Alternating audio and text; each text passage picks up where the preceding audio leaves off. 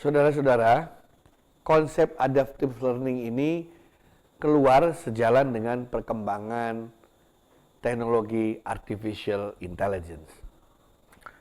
Pemikirannya begini, setiap orang itu kan memiliki background pengetahuan dan keterampilan yang berbeda-beda.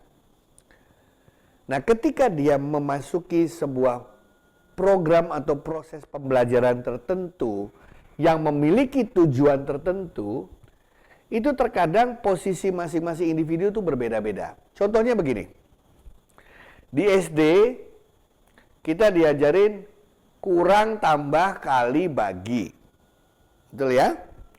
Nah, saya yakin begitu anak-anak mulai, ada anak-anak yang memang belum pernah hafal atau tahu mengenai konsep tambah dan kurang. Sehingga kalau tambah dan kurang belum terbiasa, maka dia harus belajar dulu apa itu tambah, apa itu kurang, baru dia mempelajari apa itu kali, apa itu bagi. Tetapi saya yakin ada anak dengan latar belakang berbeda yang sudah biasa plus dan minus. Gitu ya. Nah, kalau cara guru belajarnya sama, kita mulai semua dari plus. Tentu saja anak yang belum tahu semangat. Tetapi anak yang sudah tahu merasa waktunya terbuang. Saya sudah tahu plus kok masih diajarin plus. Betul ya?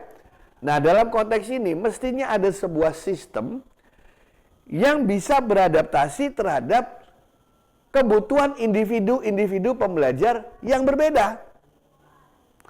Makanya dikatakan ini baru bisa terjadi ketika ada perkembangan teknologi AI. Jadi ceritanya contohnya begini. Sebelum memulai pembelajaran, setiap anak itu ditanyakan sejumlah pertanyaan. Ya, katakanlah multiple choice boleh, essay boleh. Kemudian berdasarkan pertanyaan itu, hasil dari jawaban anak-anak dievaluasi. Dan ketika dievaluasi, ada yang mendapat nilai 90, ada yang mendapat nilai 30, ada yang mendapat nilai 70, dan lain sebagainya.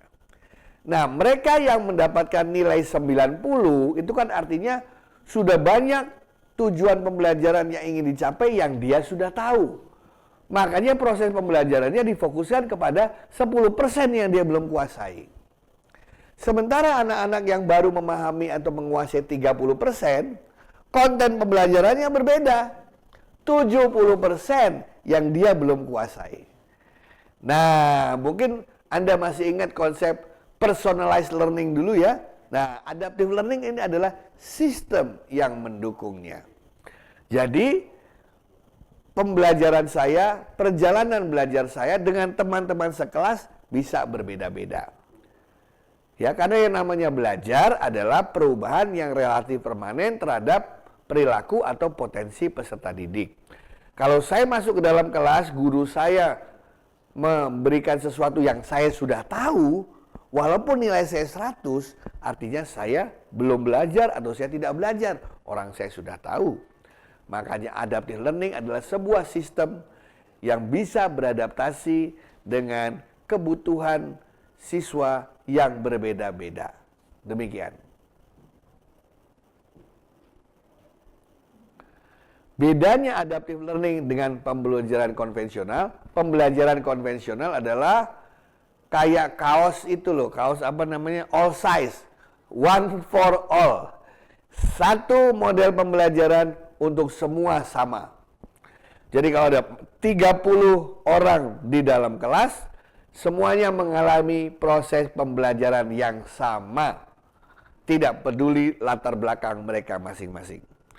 Tapi dengan adaptive learning, maka ke-30 siswa itu akan melalui perjalanan pembelajaran yang berbeda, dengan konten yang berbeda, dengan tugas yang berbeda, dengan strategi yang berbeda sesuai dengan gap antara yang mereka miliki dengan tujuan pembelajaran itu sendiri.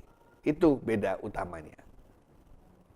Nah, jika anak-anak memiliki perkembangan yang sangat beragam, di awal tadi kita membutuhkan sistem untuk yang namanya profiling.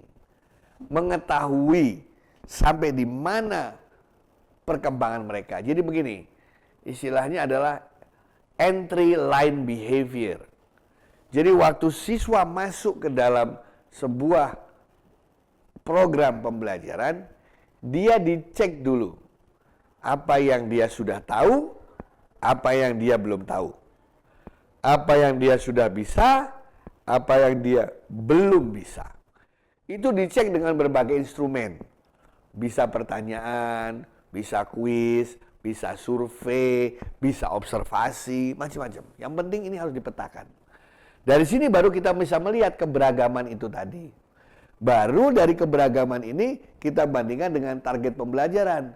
Bisa dekat, bisa jauh. Kalau dekat biasanya nggak ada masalah. Tapi kalau jauh bagaimana dengan waktu yang terbatas? Waktunya cuma 1 semester, sementara gapnya masih sangat jauh. Disitulah teknologi juga membantu. Jadi mungkin yang tadinya belajar tuh seminggu sekali, mungkin setiap hari dia harus latihan kecil-kecil. Nah, itu yang membantu juga teknologi. Ya kan? Karena kalau gapnya jauh dan dia cuma latihannya seminggu sekali, tentu saja tidak akan terkejar. Nah, sistem dibuat oleh para ahli pedagogi, ahli teknologi informasi, ahli instructional design untuk bisa beradaptasi dengan anak-anak yang beragam. Bahkan ada sistem yang bisa memberikan nasihat. Sistemnya bisa memberikan resep apa yang harus dilakukan anak-anak sebelum masuk ke dalam sebuah kelas. Karena bisa saja setelah hasil analisis, sistem mengatakan kayaknya anak ini terlalu dini untuk masuk ke kelas ini. Lebih baik dia menjalankan atau mengikuti kelas lain dulu sebelum masuk ke kelas ini. Nah, sistem adaptif ini selalu berupaya untuk beradaptasi dengan perkembangan sang pembelajar. Adaptive learning ini peran guru sangat minimal. Yang memegang peran besar adalah sistem. Bisa learning management system atau learning system yang lain. Ya, yang sudah diprogram oleh para ahli, termasuk guru-guru tentu saja. Ya, karena sistem ini sudah berbasis AI, dibuat oleh ahli pendidikan, ahli teknologi, maka mau dipakai sebanyak mungkin orang pun, maka sistem ini bisa berjalan dengan baik. Jadi justru adaptive learning ini berbasis teknologi dan bisa dipakai untuk jumlah murid yang relatif banyak. Bahkan kalau nanti Anda belajar mengenai ilmu MOOC, Massive Open Online Courses, bisa sampai jutaan siswanya tersebut. Yang penting bagi kita adalah membuat sistem yang baik berdasarkan prinsip-prinsip pendidikan.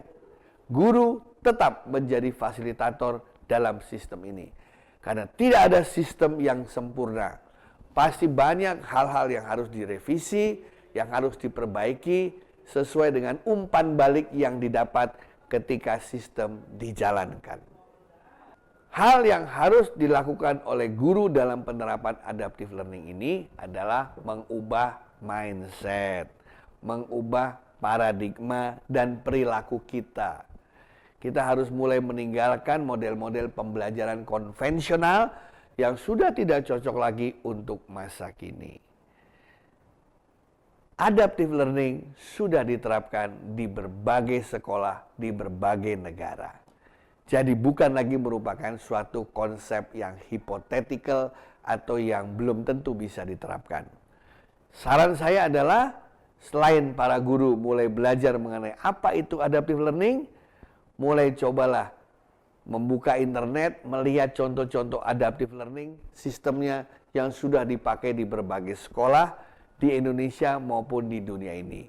Kalau perlu, lakukan studi banding ke sekolah-sekolah tertentu yang sudah menerapkan konsep adaptive learning ini. Beberapa kali saya lihat di internet pun sudah banyak sekali contoh-contoh studi kasusnya dan sangat menarik dan menurut saya bisa diimplementasikan di negara kita.